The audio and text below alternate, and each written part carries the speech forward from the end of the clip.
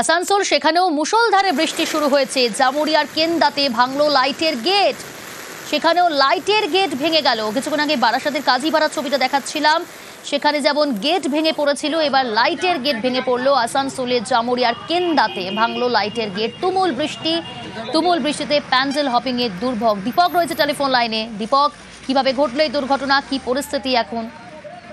দেখো, জামুরিয়ার কেন্দ্রাতে ঝড় বৃষ্টিতে ভেঙে পড়লো লাইটের এক বিশাল গেট, যার ফলে কিন্তু 60 নম্বর জাতীয় সড়কে যানজট সৃষ্টি হয়, যান চলাচল বন্ধ হয়ে যায়।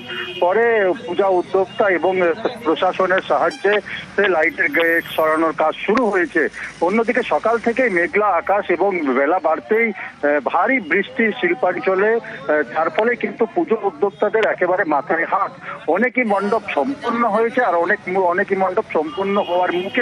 সেই শেষ মুহূর্তে বৃষ্টি হওয়াতে যে উদ্যোক্তারা আজকে বিকেলের সময় উদ্বোধন করার কথা ছিল পূজা মণ্ডপগুলি, সেই পূজা মণ্ডপগুলি তারা চিন্তায় রয়েছে যে এইভাবে যদি ভারী বৃষ্টি হতে থাকে তাহলে কিন্তু পূজা উদ্বোধন করা আজকে সম্ভব হবে না, এবং দর্শকদেরকে যে দৃশ্য তারা মণ্ডপের দর্শন করাবার জন্য যে উদ্যোগী হয়েছিল তা কিন্তু দর্শকরা এসেও সে উপভোগ করতে পারবে না।